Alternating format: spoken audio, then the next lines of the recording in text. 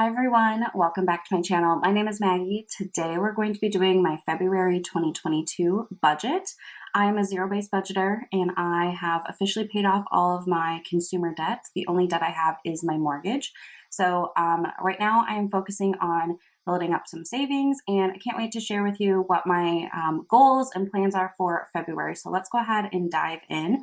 So I use the Golden Coil planner. I use my planner every day. I love the brand Golden Coil because you can customize the layout. So one of the customizations I have in my planner is I have 2 monthly spreads, one for my personal life, appointments, birthdays, whatever.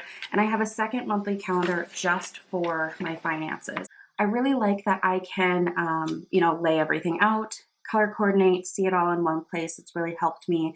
And then as the month goes by, I will check off as these different bills come out, things of that nature.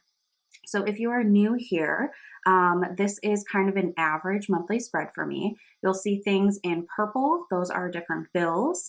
The only bill that I'm missing right now is my natural gas. It's from a company called CenterPoint. I just haven't received it yet, but that's okay. I'll talk through how I'm going to handle that when we go through the budget. Anything in yellow are weekly type things. So I do my grocery money and my personal spending money weekly. That helps me, make sure it lasts throughout the whole month. So grocery is going to be at the first part of the week. Usually I go grocery shop on Monday or Tuesday. And then my spending money is on Friday because I usually am going out to eat or doing other things on the weekend where I would need personal spending money. So that is pretty standard. What else can I say here? Oh, over on the side here, I put a couple of notes to myself. So I am able to use credit cards, responsibly. So one of the credit cards I have is a Discover cashback card. And each quarter, there's a different category that is 5% cashback instead of 1%. And this first quarter is groceries. So I'd like to put a reminder here so that I remember when I go grocery shopping on Monday to use my Discover card to get 5% cash back. And that has helped me so much with the inflation prices of groceries. So I like to put that as a reminder. The other thing, in February, I will be working on preparing my taxes. And usually the tax system I use is about $70, and that'll come out of my annual sinking fund. So I'm just trying to put anything else I can anticipate. I don't know exactly when I'm going to do that this month. It depends when I get all my documents. But that is something on my radar here. So I've listed it onto the side. So that's it for the calendar spread. Let's go ahead into the actual numbers and budget for the month. Okay, so this is the sheet I use. I recognize it's totally crooked, whatever. We're all friends here. So we're going to be doing this budgeted column together today. I do a video called my previous month's recap video where I go through the actual percentages. I share with you the extra income I earned, all sorts of fun stuff. I have trackers that we color in. It's fun, but today we're just going to be doing this budgeted column. So I am a month ahead with my finances. So what that means is I am paid twice a month with my salary on the 15th and the last day of the month. However, I am using January's 2 checks, so January 15th, well, actually 14th and the 31st to use in February. So I will already have all of the money I need for the month in my bank account before February begins. Previously, I worked for a company that paid one time a month, so it kind of forced me to do this. And then when I switched companies, and now I'm paid twice a month, I just never switched over. I really like having a monthly budget and being able to move all the money around on the first of the month and just be done with it. So this month, my budgeted income is $4,381.80. With the new year and tax changes and everything, this is my new kind of take-home amount. So let me highlight that in green. That tells me that I have money still left to allocate. And I am a zero-based budgeter, so that's important for me to know how much is remaining after I go through each category. So my first category here, this kind of rectangle, is for my expenses. So the first one, of course, is my mortgage. If you aren't aware, I own a home in the suburbs of Minneapolis. It's a townhome. And I actually don't live there full time right now. My boyfriend and I live together at a lake up in northern Minnesota. So we met each other and we already owned our own homes. So kind of the deal is I pay for everything for my home. He pays for everything for his home. Like all of the numbers you see are here for like mortgage, HOA, utilities are for my house, and I don't pay him rent because then when we go to the city, it just makes sense for us. So anyway, that's a little bit of backstory if you didn't know all of that. So there's my mortgage. Because it's a townhouse, I do have an association, so I pay $263.15 monthly. I have had a really positive experience with my association. I haven't really had any problems. The biggest thing for me that I get out of this HOA dues is the lawn care, the snow removal, my trash and recycling is included, a variety like pest control, but also my cable and internet are in there. So my association realized that my neighborhood of 100 units can get a bundled plan for cable and internet at a group rate. So that's included in my association, which is awesome too. Okay, next I have insurance. So $171.94, and this is for my car insurance, my homeowner's insurance, and I have an umbrella policy. So that's just like the bundled total for all three of those. Utilities, $108.84. So if you also don't know how I do my utilities, it's kind of like a sinking fund. So I have $300 in a bank account, which is linked to all of my different providers for electricity, natural gas, and water. And I let those bills come out of this account, and then I look at how much came out the month before. So $108.84 came out in January. So for my February budget, that's how much I need to put back into this account to bring it back up to that 300 so that all my bills can come out in February, because I don't have my natural gas bill yet. I don't know what it's going to be. And I really struggled with that variability in years past. And so I started doing this, and it's worked really, really well for me. I know a couple of other people have told me they've tried it and it released like a sense of urgency or like worry. So yeah, that's how I manage my utilities. Phone, $84.12. Nothing really to say there. Subscriptions, $54.74. We have Netflix, Amazon Prime, the Met On Demand, and Spotify. My boyfriend does help. He pays like half of this. And you'll see that in my recaps. He does typically write me a check every month. We keep track of some things that we split, and this is one of them. Groceries this month, I'm going to shoot for $450. And my reason for that is $100 per week. But the first week of February starts on a Tuesday. The first is a Tuesday. And I typically grocery shop on Monday. So that Monday would still be in my January budget. But I'm just going to give myself an extra $50 for that week in case I need anything. Gas, I budget $60 a month. I work from home, so I don't have a daily commute. And the small town I live in is very reasonable. I can go to the grocery store, the P.O. box, the liquor store, the bank. I can go everywhere in town in under like 2 miles.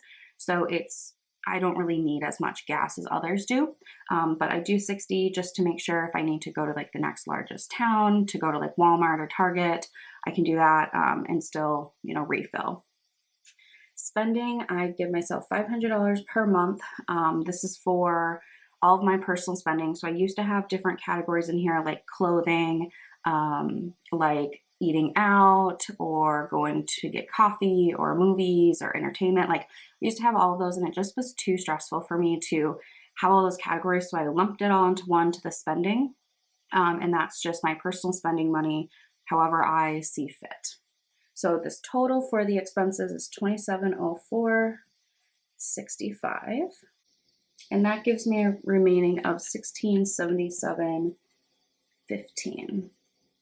So I'm just going to highlight these. I do like to color coordinate my expenses in purple. And then the remaining money in green.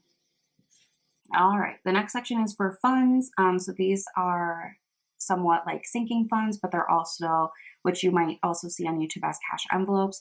I am not a cash person. I do have a video of how I manage all of this digitally if you want to see how I manage it, but I prefer like swiping my credit card, getting the cash back, and then paying off the balance every week. So that's what I do. But let's go through these. So the first one is annual, $150 in here. This covers things like paying for my taxes to be prepared, my car registration, my home warranty, like a variety of different things. It's just lumped in to this category here. Miko is my kitty cat. He gets $40 a month for his food, his litter. The last half, or I would say the last quarter of last year, I really stocked up on his food because it was getting kind of hard for me to find, and I got a little nervous. So I bought him like 6 bags of food. So he's set for a while. He's just like a 12-pound cat, so he can't eat that much.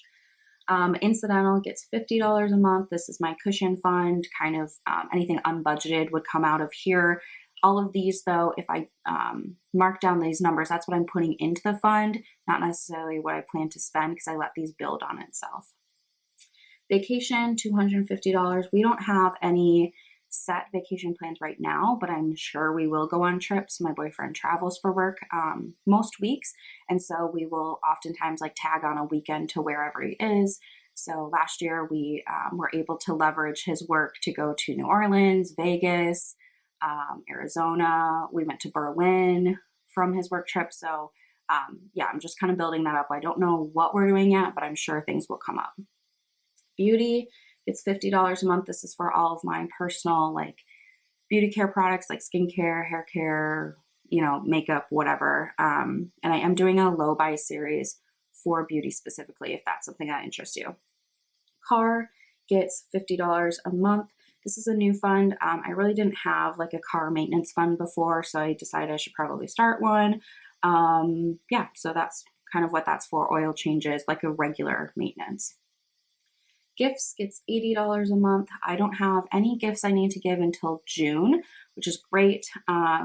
Usually for Valentine's, I just like my boyfriend and I take turns cooking and like we'll buy a bottle of wine, but that would come out of our grocery budget. So nothing really coming up there, but that's good because I can let it build on itself. Opportunity is $20 a month. This is kind of like a giving fund. Any opportunity we have to support. So a lot of times our local town, the school, maybe like sports teams or band or whatever, will be doing fundraisers. And that's how I like to use this fund quite a bit, is giving it back to our town somehow. So that's kind of the purpose there. Home gets $50. This is for anything from cleaning supplies to toilet paper to candles, whatever. A lot of times I buy those items at the grocery store and I'll just kind of decide, is $2 worth tracking in home? Should I just leave it in groceries? It's kind of loose, but that's the idea of home, to have some money set aside for those essential home items. And then emergency. So this is my biggest goal right now, is to build up my emergency fund to be 3 months of expenses or more. But that 3-month mark is really what I'm shooting for. So what I have done previous to right now, I've prepped this budget. I know these numbers offhand because I'm looking at a spreadsheet. I would go down then to my next categories and fill in all the others and come back and put every extra cent here. But I've already done that, so that's how I know this number. But that's kind of the exercise I did. So this month I should be able to put $812.15 to my emergency fund, which is incredible. That's a really big month for me. But I am definitely like trying to get this emergency fund funded. It's important for me to feel like I have that kind of security and safety net there. So this whole fund section equals $15.52.15, which gives me a remaining of $125. So let's highlight these numbers here.